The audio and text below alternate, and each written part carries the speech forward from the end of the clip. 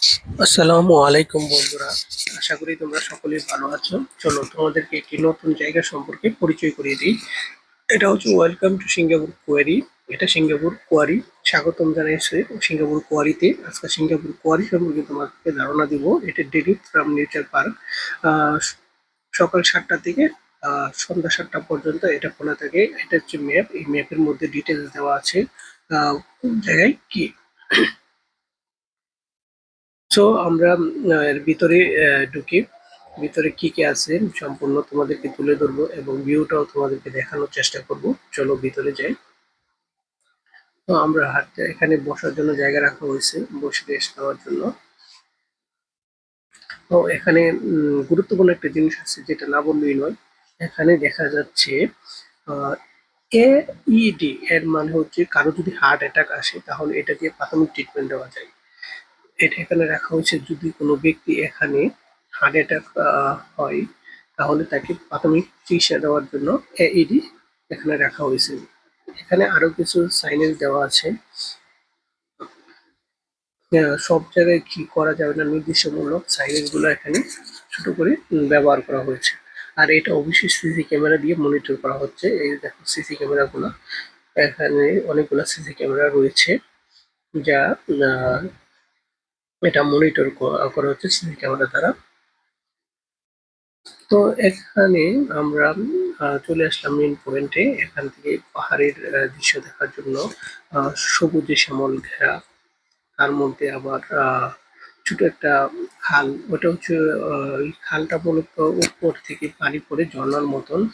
আহ, এত বেশি পানি নয়, খালি চোখে খুব কমই দেখা যায়, তবে পানি পড়ে শব্দ শোনা যায়। আহ, যেহেতু দূরে, যার জন্য ক্যামেরাতে ভালো বোঝা যাচ্ছে না ওই ঝর্ণাটা। দেখো এখানে সুন্দর একটি খাল, স্বচ্ছ পানি। এখানে আরো কিছু সাইনেজ ব্যবহার করেছে, যেমন ধরো এখানে দেওয়া আছে যে মাছকে কোনো খাবার দেওয়া যাবে না। এখানে মাছ রয়েছে, মাছকে কোনো খাবার দেওয়া যাবে না।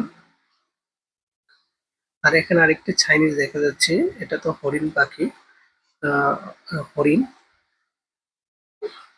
এটা কাশ হরিণ। এটা থেকে দূরত্ব বজায় রাখার জন্য বলা হয়েছে।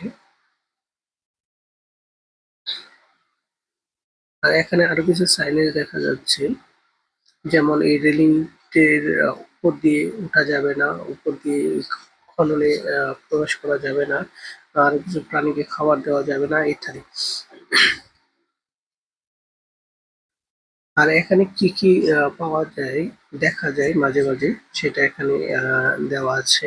যেমন এখানে আমাদের দেশীয় কিছু পাখি দেখা যায়, লেকি মাছরাঙা, চিল, বক। আর ওই পাখিটা কি পাখি, বাবুই পাখি নেই কি পাখি আমার সঠিক ধারণা নাই, জানাও নাই। সো এটা আমি বলতে পারতেছিলাম। তোমরা যদি জেনে থাকো তাহলে আমাকে কমেন্ট করে জানাতে পারো। এদিক থেকে এই ভিউটা দেখো, মনোরম পরিবেশ, অনেক সুন্দর লাগছে। আমার ভীষণ ভালো লাগছে এই জায়গাটা।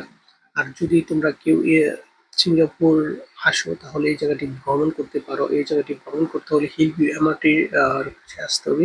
হিলভিউ এমআরটি থেকে 5-10 মিনিট রাস্তা হাঁটলেই তোমরা এই জায়গাটি পেয়ে যাবা। বন্ধুরা, ভালো থেকো। আল্লাহ হাফেজ। দেখা হবে অন্য কোনো ভিডিওতে।